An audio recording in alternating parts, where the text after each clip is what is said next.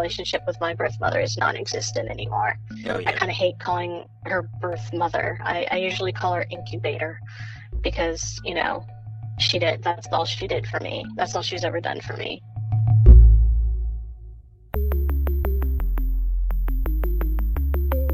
Who am I? Who am I? Who am I? Who am I? Who am I? Who am I? Who am I? This is Who Am I, Really? A podcast about adoptees that have located and connected with their biological family members. I'm Damon Davis, and my guest today asked that I maintain her anonymity, so I'll refer to her as Nina. She shared her story growing up with dedicated parents who embraced her challenges and gave her the foundational support she needed. Her birth father found her through a reunification registry, and while he has his own struggles, he's a very dear friend to Nina. However, her birth mother started down the path of secondary rejection, won't take responsibility for not getting Nina prenatal care, and is overzealous with her dedication to her religion, all of which has driven a wedge between Nina and the woman. This is Nina's journey. Life for Nina was idyllic as an adoptee. She was told she was adopted, and her adopted parents never kept it a secret. Nina told me she still has a Sesame Street book called Susan and Gordon Adopt a Baby, in which Big Bird asks the couple questions about adoption and what it means. She likened her life to the book because she would ask questions, they would be answered, and life would go on. Everything was just fine until Nina was 12 years old. But I know that they did start taking me to a therapist after a bit because I started having these nightmares that I was being abducted by my birth parents in a white van. And one of those creepy white vans we all talk about. So the windowless white van came and took me. So I don't know where that trope came into my mind at 8 years old, but it did. Everything was completely idyllic until my adoptive father died when I was 12, suddenly from a heart attack. Quickly before you get to your father, did the therapy help? The therapy was quite interesting because it did help. I still maintain that therapist, even though she's a child therapist. If I'm in town, I will still go and see her. Wow. So because there is such a long relationship there that she really does understand me. I think she was most fascinated by the fact that, I had forecasted my dad's death when I was like 8. Well, she did those picture things, and she said, tell me something. And she's, drawing pictures, or she had little, stuffed animals in there. And I drew a picture, apparently, of my dad lying on the ground. And she said, "What's that?" And I said, "Well, that's Dad." And she said, "Why is he on the ground?" And I said, "He's had a heart attack and he's dead." So, I don't know, maybe at that point I became the creepy Sixth Sense child or something. But, anyway, I don't know. Take it as you like, but I guess I tend to look at it as having a closeness to him, and being able to see that. But he did. He had a heart attack and he died, and then it made things so very different. I don't want to say hard, but it made things really rather different with my relationship with my mom, because I am disabled primarily because of my birth mother's actions. My adoptive mom became that helicopter parent you always hear about, but it was more like, be careful. I don't think you can do this because, you've got some disabilities. Whereas my dad was just kind of like, "Oh, let her play in the dirt. It's good for her." So he was definitely that type of parent, and which I thought was good. And I think that's probably the way I'll parent, because, it's like, well, you have issues, but hey, we're either gonna like mollycoddle you, or, you're gonna get through this, and get through this with some life skills. So Nina said she kinda resisted her adopted mother's style of parenting, but by the same token, her adopted mother was pretty busy running the family business and maintaining their house, so Nina didn't see her much during that time. She didn't feel unloved. She had the feeling that her adopted mom would spend time with her after everything was done. She says her mom has always been like that, and it's a repeated theme of her life to this day. She says her mom just likes to work. Even at Christmas time, when her adopted mother comes over, she cleans the floors after Nina and her husband have already done so. Nina says her adopted mother does those things from a place of caring. Yes, exactly. I do see it all as caring. And, I'm very glad that I have somebody who is like that. That's really cool. Even if it's challenging. I know what you mean. There's folks around you that they care so much in the way that they do things that it can be challenging to have them around all the time because of that level or that type of caring It they is. offer. Yeah. It is, but having been sick this whole time, it's like, I need her around. And I don't, I think my husband could provide some of that care, but, because he has a set job, whereas, my mother owns her own business, so she could kind of make her own hours. So then it's like, I'm better off being taken care of by her. Nina shared that her adopted father was white. He was in his 50s when they adopted Nina. His brother, her uncle, took a DNA test that basically said they were Northern European, with some Northern African mixed in. That was a shock for the uncle, who Nina says was slightly racist. But her father was probably indifferent to it all. In the 1960s, he marched as a white ally with blacks fighting for civil rights. Even going back to his youth, he would have parties at his home on the farm for the Mexican farmhands of his parents. That kind of behavior incensed his mother, Nina's grandmother, who was also very racist. Incredibly racist. And so he actually, I don't know what happened, but he became the opposite of that. And, something clicked in his head. And unlike his brothers and sisters, he became very, very committed to the opposite cause, to the cause of, unification of everyone. Race was there, but it was mostly a social construct that we have imposed upon ourselves. But so he How about your mom? What is her racial or ethnic makeup? She was. That's interesting because it's like almost the opposite, because she grew up in a little town, and basically she and her family were like the only brown people. But that's the funny part about people who are racist, is they're so dumb, and so that they don't even seek to see where you're from.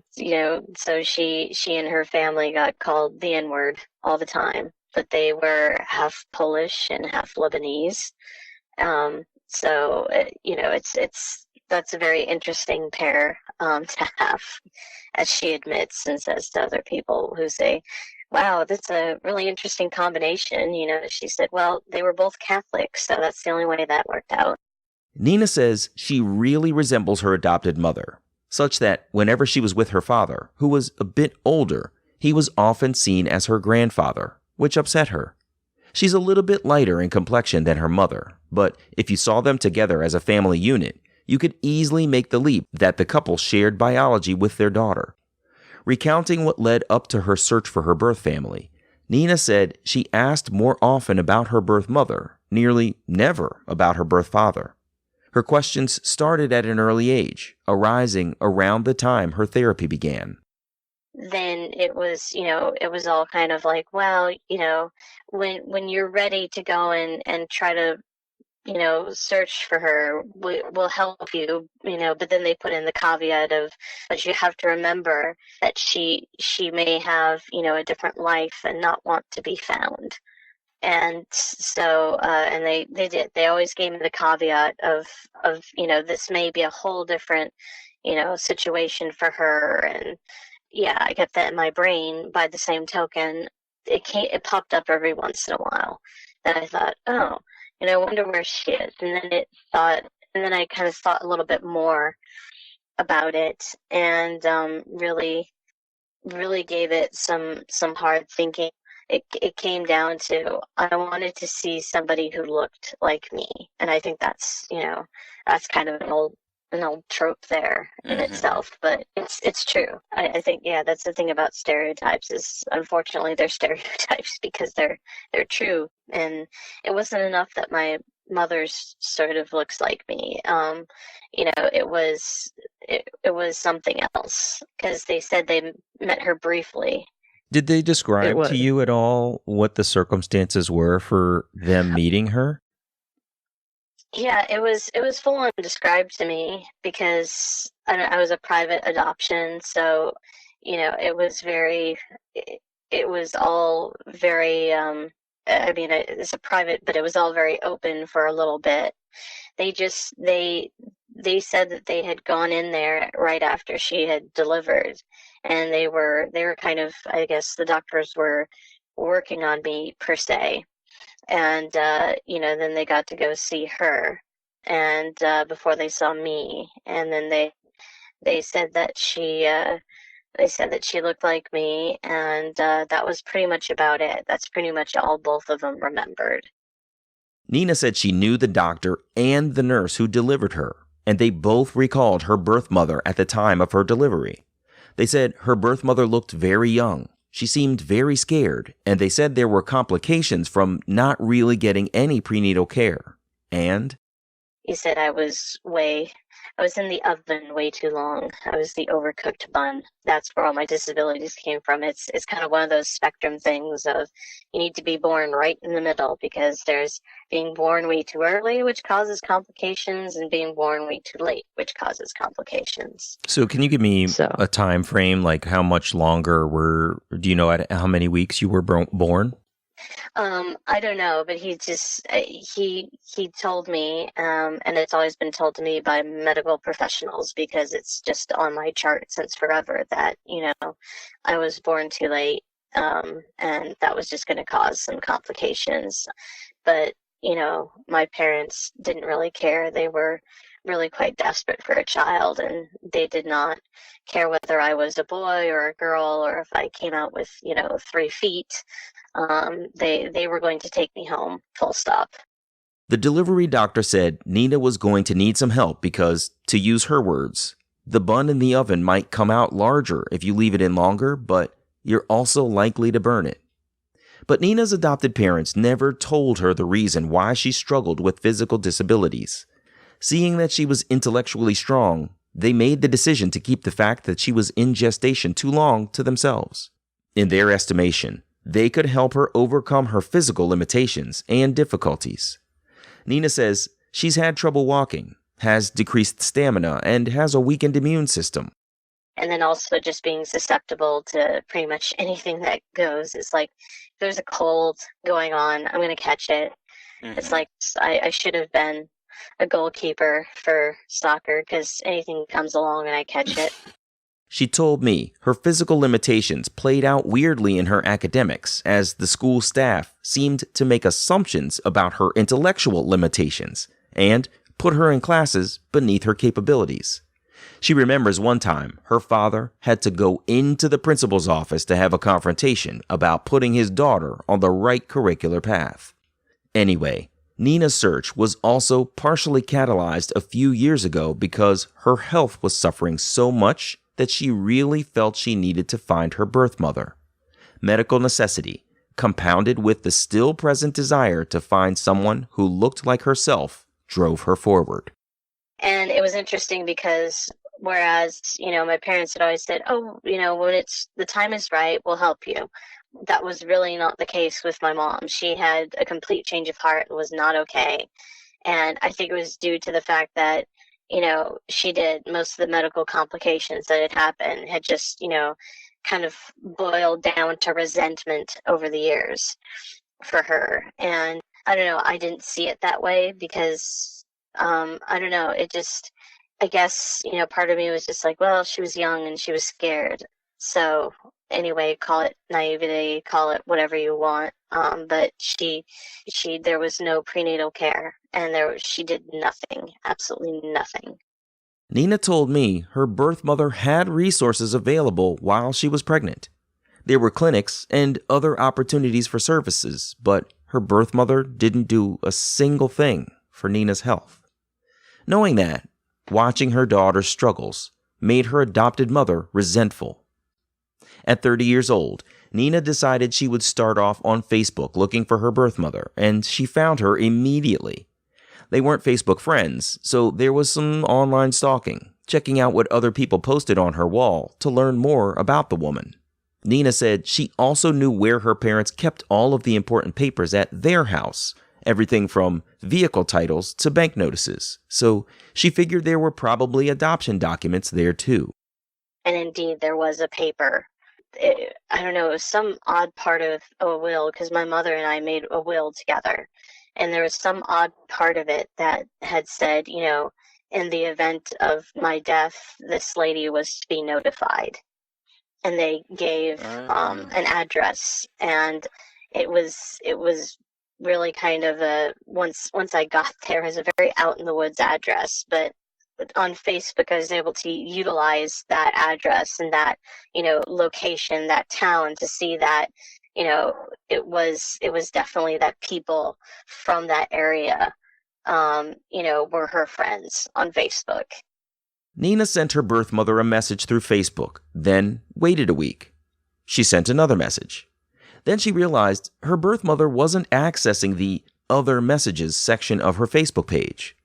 But Nina felt confident she had found the right woman. They looked so much alike in the eyes, and Nina could see that if the woman cut her hair shorter, they would look just alike. She saw pictures of her half-brothers, and she looked almost exactly like one of them too. Since seeing people who looked like herself was so important to Nina, I figured this must have been a really poignant moment to see faces like hers online. She said, "It was actually creepy. It was actually quite creepy to me, and that's the best word I can use to describe it. My husband, he always says, I don't understand creepy. He said, I've never understood the word creepy. He said, I've never been creeped out, and we had some incident. I forget what it was exactly, but he looked at me and he goes, that's creepy. I said, that's exactly it. That is creepy. And I got him to figure out creepy. And I said, what?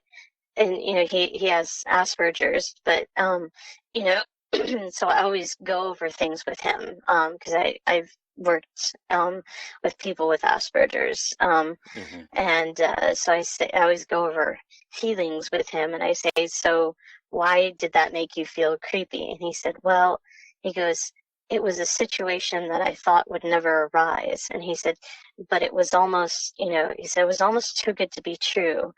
And he said, but by the same token, he said, it's just so many coincidences that line up. And he said that it kind of scares you a bit. And so it was a situation where a lot of coincidences lined up, and it did. It scared me a bit. Nina never got a reply to her Facebook messages, so with a friend who bolstered her confidence to press on, she drove out to the address she had for her birth mother. Nina said she was glad her friend was by her side because the address was to what Nina described as a dilapidated flop house. It had no windows, and there was a barn attached to it. When they arrived, there was a couple standing outside, and there were people inside, but no one knew of Nina's birth mother from 30 years before. Facebook also listed a workplace for her birth mother, so they went there. Nina spoke with her birth mother's boss and asked if he would deliver a message. And I said, so if you could, would you deliver this letter?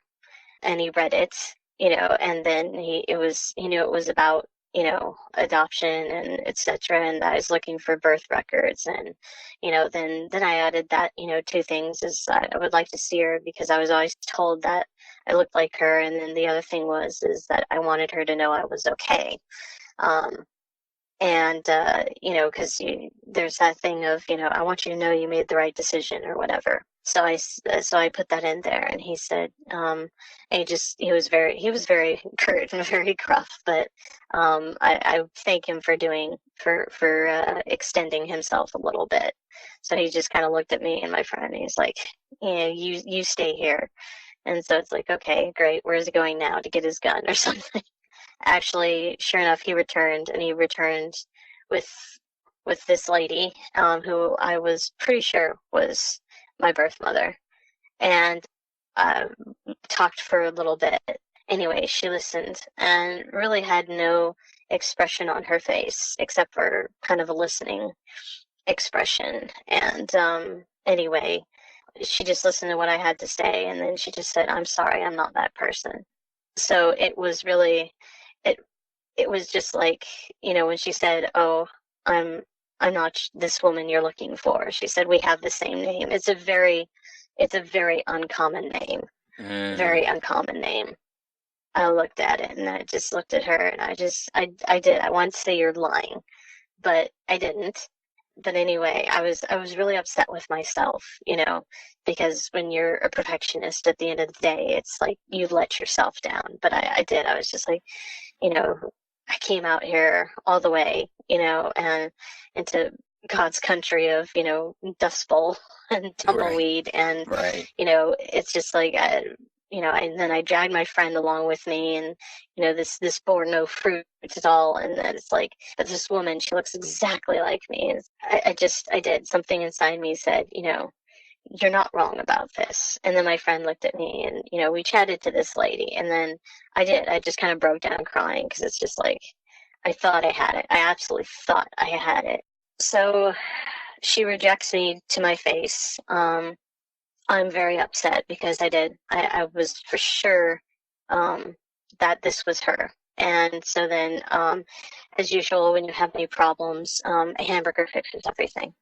So, my friend and I drove out of that area, back to civilization, and sat down, and we had cheeseburgers together, and an extra large portion of fries. That's medicinal right there. Right. It's like, So what happens next then? You guys have some medicinal food and hamburgers and stuff. I had given this lady my phone number, and I said, if you find the other person from your, hometown that has the same name, would you please call me and let her know that I need to find her, because I'm desperate for some medical information. And so, she took it, smiled, nodded, and gave me a hug, and, a pat on the cheek and a kiss on the forehead, and said, "Don't worry, you'll find her." And it was just, the way she acted. And, she said, "Well, if you're ever in any medical need, I would be willing to donate blood to you." And it's just, she was very sweet and maternal, and, came off as very upset that, I couldn't find this lady. Nina confesses she took this woman at her word that she was not her birth mother, even though every fiber in her being was screaming, "You're lying." So she and her friend are enjoying their yummy medicinal cheeseburgers, recounting everything they had been through to that point. Then Nina's phone rang. I looked at my friend, and she goes, "I think that's her, and I think she's calling to tell you that it's her." So I answered, and, quite a bit of hesitation and trepidation, and, it's her on the other side of the line. And she says, "Yes, I'm your mother." And she said, "There was no sorry, I lied to you. There was just, yes, I'm your mother. I have some medical documents." And it was just, she just kind of went into robot mode. And, "Yes, I have this. Yes, I have that." And blah, blah, blah, blah. And it's like, okay, fantastic, lady, but why weren't you honest? And I said to her, why weren't you honest? I was right there. She said, "Well, I was scared." And I said, "But, it was just us and your boss. Nobody else had to know." I said, "Was any of your family around?" She said, "No." And it was just like, well, okay, so you create this I didn't go into it at the point, but it was like, you create this huge lie, not knowing me, not anything. And it came out as rejection number 2. So rejection number 1 was when she fled out in the middle of the night from the hospital, leaving no information whatsoever. And, even the fact that she had left like a current address, the current address really didn't exist. Nina admitted that her approach, basically showing up at the woman's place of employment, completely unannounced, was an unexpected intrusion into the woman's world. The woman revealed to Nina the person who convinced her to call back was her husband. He knew about Nina because, with scars from a cesarean section, there was no way to hide her truth. The couple agreed they also needed to tell their adult children about Nina's emergence. Nina said her birth mother didn't want to call her back, but she's glad the woman's husband had the vision to recognize what his wife needed to do to step up and open up to Nina's return and request for medical help. On the phone, Nina reiterated the 2 things she wanted: to see someone who looked like herself and to receive her pertinent medical information. These are the only things I really want. I'm not asking for a full-time relationship. I'm not asking for any of that. And I said, that comes from you. I said, what we get out of this, that's up to you, because, I'm just here, and, whatever you want, in this relationship, that is your choice, and, at your pace. And I said, if it's not good with me, then I'll tell you. But I felt she would be the one, if anyone, to break off a relationship, because she was so sketchy and she was so edgy. And so I did. I just felt that would, she would say one day nope, and just disappear into thin air. And she hasn't done that. She hasn't. No, I was the one who said nope, but I've not disappeared into thin air. I still have contact with my half brothers. They've she's made a lot of mistakes. They've made no mistakes. I can't ever fault them for anything. Yeah. Because, if anything, I kind of feel sorry for them, because they've been stuck with her for their whole lives. Yeah. When I asked Nina about finding her birth father and how her birth mother helped or was supportive, she said, she completely lied about who he was. She gave me a name, and, if it could have been any closer to John Smith, it would have been John Smith. It was just like a nothing name, and I don't know where he's from, and, he walked out on me, blah, blah, blah, left me pregnant. It was horrible. And I knew before she told me that this was not true. She is an absolute serial liar. Like, I don't know. I can't even go into how much she lies about things. But my birth father had found me. Nina was about 20 years old, well before she found her birth mother. Her birth father found her through an adoption search registry where Nina had entered her birth mother's name as the woman she was searching for, but hadn't entered a birth father's name. The birth father's name listed on Nina's birth certificate was a very John Doe, general male's name anyway. So he wrote to Nina describing his life in those days, saying he was with her birth mother at the time Nina was conceived. He was pretty sure he was her biological father. So he goes, I am pretty sure that I'm your biological father. And, again, it's like creepy man sending me creepy information, and it's like, okay, well, I'd like a bit of more information from your side of things. And so he said, okay. And he just spilled the beans and said what was going on, and then said just one day she up and disappeared. Like, literally, he came back to the place they were sharing, and there was no note, no nothing. Her clothes were gone. He said she didn't have much to begin with, but so her clothes were gone, everything was gone. And he just said she was just gone, and he tried to locate her. And it seems that there's just like a little bit of, in that area, there's just kind of a sort of wall of silence of people protecting their own. Anyway, he said that he just kind of got turned away at most places. Nina's birth father reportedly even threatened some people as he searched for his then girlfriend. But that was a bad move because those protecting Nina's birth mother told him he needed to pack up and leave. The whole abrupt and mysterious breakup took a toll on the man. His life began to decline, and he even had a nervous breakdown. He told Nina that her birth mother, who was overweight at the time anyway, was gaining weight, but never told him she was pregnant. He was really excited, and, he said, I've always wanted a kid, and, he said, I really wanted a girl too.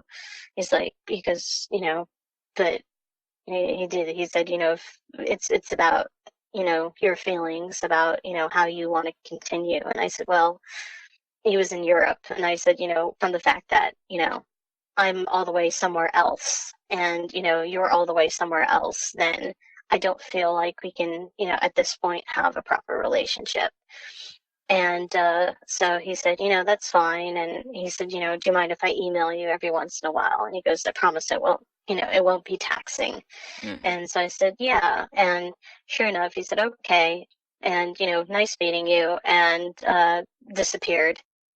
Her birth father didn't vanish. He just went away and checked in lightly with her from time to time, like he promised he would. So, her birth father lives in Europe. Nina loves studying abroad, so she decided to take a second study abroad trip in the area where her birth father was living. In that city, Nina asked one of her professors to go along with her to a coffee shop and sit at a nearby table to work for her first meeting with the man who said he was her birth father.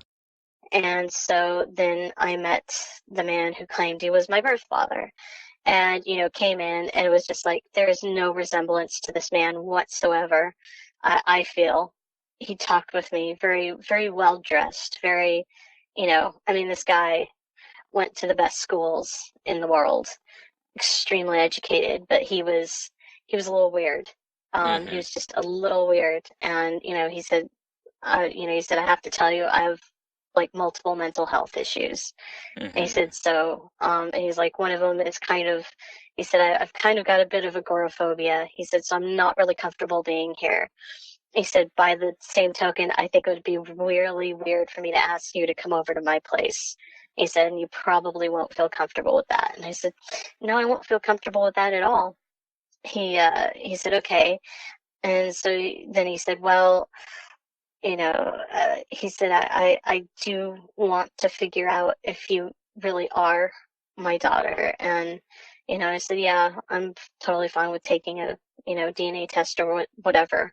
It's like literally next day, there's something for me, at the place I was staying. It's his lawyer, his lawyer's, dressed in a nice suit, probably a tailored suit, and comes and like hands me this envelope. And it's like, okay, this guy's got some money going on. Mm-hmm. And it was an envelope, basically like a non-disclosure agreement that, if I don't turn out to be the one, then I have no right to say that he has, it's like, okay, he's got some money here because it's talking about I have no right to his property or money or anything. Nina went over the legal documents with her professor because even with her minor in law, her emotions were overtaking her training. She signed the paper, went to the designated testing center. Then, a few days later, the same well-dressed lawyer was back with more legal papers, clearly drawing the line again that Nina has no rights to the man's wealth. The whole thing made her wonder, how many children has this guy fathered to be making such strides to protect himself? They met up again at the coffee shop. Nina's professor posted up again nearby.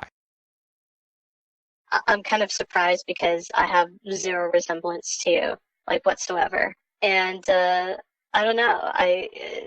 It's a case of nature versus nurture, because there's so many things that, over the years I found that he's interested in that I am, and, things I can't really explain as to why I like them, but then it just gets explained that he likes them. And, I think we kind of have the same laugh, and, he and I have a really good relationship. It's like, big brother, little sister kind of relationship. I had my dad, and that was nice. And then I had a boss who was very much like a father to me. As I said, he was the one who walked me down the aisle. I've never had like a true father connection to my birth father. I mean, certainly he's been there for me and all that type of thing, but I don't know. I guess he understands that, the problems that have come between us are usually due to his mental illnesses. He'll drop off the radar he's much better now. He's really quite stable with his mental health now, but he'd drop off the radar for a while. Nina told me that she doesn't necessarily have a father-daughter relationship with her birth father, even though she's sought father-like figures throughout her life since losing her adopted father. Bosses, professors, and other men in strong positions in her life have all served paternal roles. I'm not going to lie. I have major daddy issues from, my adoptive father passing away. So I do look for a dad somewhere. And, even right now, because it's 2.5 years since my boss passed away, it's like I'm kind of struggling to try and stop myself from looking at my birth father as a father, because, it's one of those paths that you go down, and it's like, this man has, some major mental health issues, and he's tried to commit suicide a few times while I've known him, and it's just everything piles up on him, and that's his MO. He just, every single time things pile up, they become too much, and he just tries to commit suicide. Fortunately, he's really horrible at it, or he doesn't do it with full intent. So I don't know. Anyway, I've tried to help him. I've gone to visit him, but again, with people who have serious mental health issues, there's only so much you can do, because it is an illness, and for a lot of people, it is incurable. He has the wherewithal to say, I need help. By the same token, beyond that, it's like he does. There's not a lot that can be done for him. When he's great, he's awesome. When he's not good, he's really bad. And I find it very hard to be around him, and I don't like to see him suffering. Of course not, yeah. But I do. I feel a need to be there. So, because at the very end of the day, he's still a very dear friend.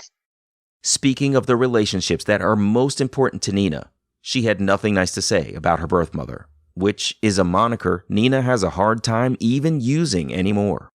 My relationship with my birth mother is non-existent anymore. Oh, yeah. I kind of hate calling her birth mother. I usually call her incubator, because, that's all she did for me. That's all she's ever done for me.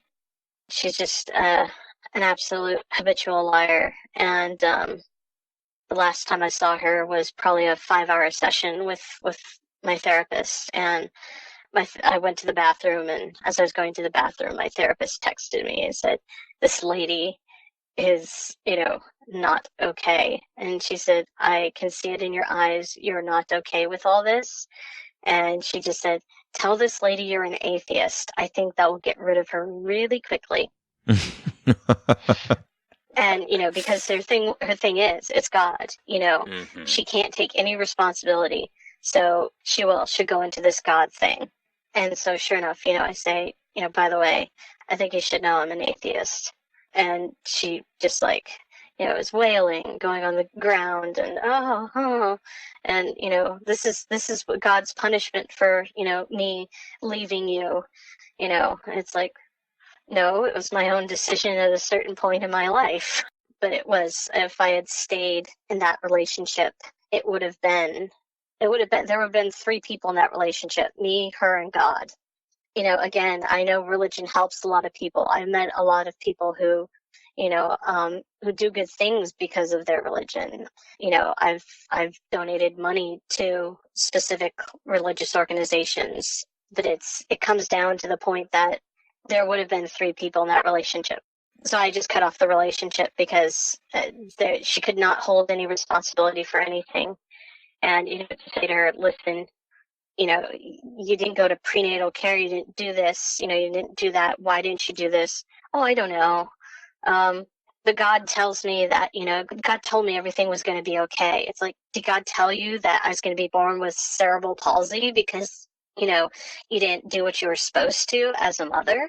Mm-hmm. And it's like, did you, your second child, did you go to the doctors? Yes. It's like, so why didn't you do that with your first child? It's like, well, but, God it's like, oh, okay. It's like, right.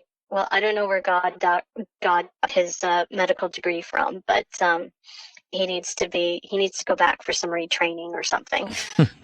Continuing education. Wow, this is crazy.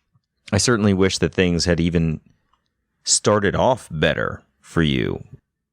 As much as I hear disappointment, I don't necessarily get anger from you. Is that accurate? I get angry with her sometimes. I don't think there's any resentment. I know like my mom resents her a lot. There's a lot of resentment, and it's a facial expression that I get from my mom that is just like, it's just F her. And it's like the resentment that she has. And it's like, I have so many medical issues, as you know. It goes from one thing to the other that, I feel like, yeah, she could have gone and helped out a bit, but that's sort of beside the point now. We're stuck here where we are, and we need to, do that. It's like I've never let my medical issues get in the way of what I want to do. And I think that if I sat there and stewed long and hard about what happened and everything, then I would be bitter, and I would get nothing done with my life that I want to.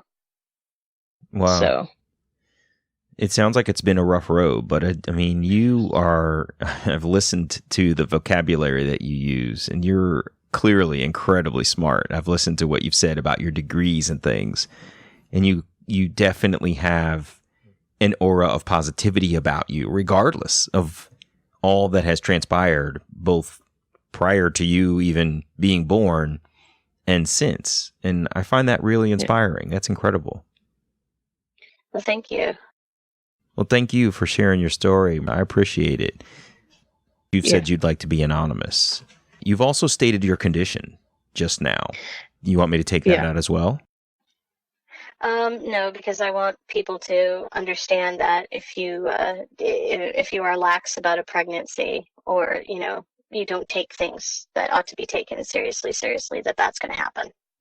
I understand. That makes a lot of sense. I like that. It's an educational point. As you said, I think people have a view of cerebral palsy as this, really debilitating condition. And I think there are a lot of us it is a spectrum disorder like autism, but the thing is there are a lot of us out there who want to say this is absolutely not something that is entirely debilitating. Yes, you do have physical problems. Yes, I do have leg braces, all these things. But the thing is, it doesn't prevent me from going to school, getting degrees, things like that. That the only time that stopped is by, administrators who say, listen, you've taken a lot of time off. It's like, well, I can't really help that. But the thing is it's not a condition that, can prevent you from learning and from, obtaining degrees. The only thing that can prevent you from that is, the outside world. That's right. That's right. So very cool. Thank you so much for taking time to share your story. I appreciate it. Yeah, well, thank you. Of course. All the best. Take care. Okay.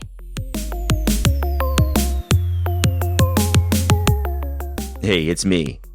I always knew that prenatal care is critically important to the development of a child, but Nina's story of her lifelong struggle with medical issues, cerebral palsy, epilepsy, and physical limitations taught me the consequences of not getting that care and letting gestation continue too long. But as you heard her say in the end, she doesn't let anything stand in her way when it comes to achieving great things in her life. Nina has studied abroad more than once, achieved her PhD, has gotten married, and is living her life as best she can, and I love it. Of course, I wish that her birth mother could have been more apologetic for her actions and taken more responsibility for not getting prenatal care when she was pregnant with Nina. Thankfully, she has a dedicated adopted mother who loves her, and that means a lot.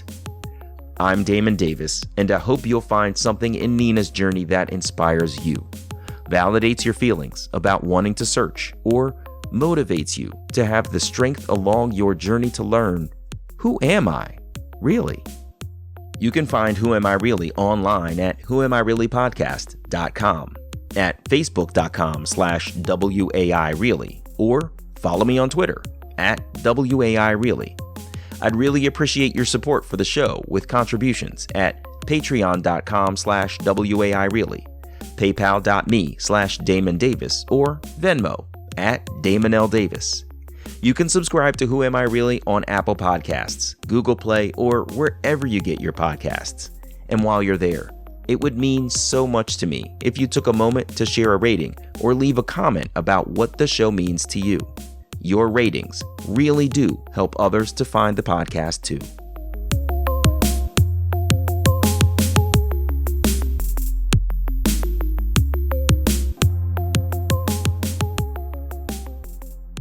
Oh, and one more thing. I just wanted to let you know that my own adoption memoir, Who Am I Really, is now available on Amazon.com. I hope you'll add my story to your reading list.